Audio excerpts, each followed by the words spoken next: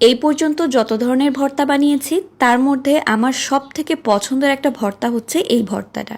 এই ভর্তা একবার বানিয়ে খেলে বারবার খেতে মন চাইবে। প্রথমে আমি 8টার মতো টমেটো নিয়েছি একটু মোটা করে কেটে। তার মধ্যে দিয়ে দিলাম আমি হাফ চা চামচ পরিমাণে লবণ আর 1/4 চা চামচ হলুদের গুঁড়া। ভালোভাবে হাতের সাহায্যে মাখিয়ে নিয়ে চুলায় বসিয়ে দিয়েছি। ঢাকনা দিয়ে কিছুক্ষণের জন্য ভালো করে সেদ্ধ করে নিয়েছি। টমেটো সেদ্ধ হয়ে গেলে ঢাকনা তুলে নিয়েছি। এখন অবশিষ্ট যে পানিটা আছে সেটা একটুখানি শুকিয়ে নিব। পানিটা একটুখানি শুকিয়ে গেলে টমেটোগুলোকে একটু সাইড করে নিয়ে সামান্য সরিষার তেল দিয়েছি। আরেকটা ডিম ভালো করে ফেটিয়ে তারপর দিয়ে দিলাম।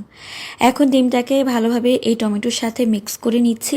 এখন একদম শুকনা শুকনা করে নিতে হবে, যেন কোনো ধরনের পানি এখানে না থাকে। তারপর আমি এটাকে নামিয়ে নিয়েছি। এদিকে একটা কড়াইয়ের মধ্যে আমি দিয়েছি 2 টেবিল চামচ পরিমাণে সরিষার তেল। তার মধ্যে একটুখানি রসুন, বড় সাইজের একটা পেঁয়াজ কুচি আর 4টা কাঁচামরিচ দিয়ে একটু নরম করে ভেজে তুলে নিয়েছি। এরপর আমি বেশ খানিকটা শুকনা মরিচও তেলের মধ্যে একটুখানি ভেজে উঠিয়ে নিয়েছি। এখন প্রথমে শুকনা মরিচটাকে লবণ দিয়ে ভালোভাবে মাখিয়ে নিয়ে তারপর পেঁয়াজ, রসুন, কাঁচামরিচটাকেও একটুখানি মাখিয়ে নিচ্ছি। এরপর যে টমেটোটাকে প্রথমে উঠিয়ে রেখেছিলাম সেই টমেটোটাকেও ভালোভাবে একটুখানি মাখিয়ে নিয়ে লাস্টে অবশ্যই একটুখানি সরিষার তেল দিতে ভুলবেন না। আর তার সাথে ধনিয়া পাতা কুচি দিয়ে ভালোভাবে মাখিয়ে নিলে দারুণ স্বাদের টমেটো ডিমের ভর্তা রেডি। অবশ্যই বানিয়ে দেখবেন।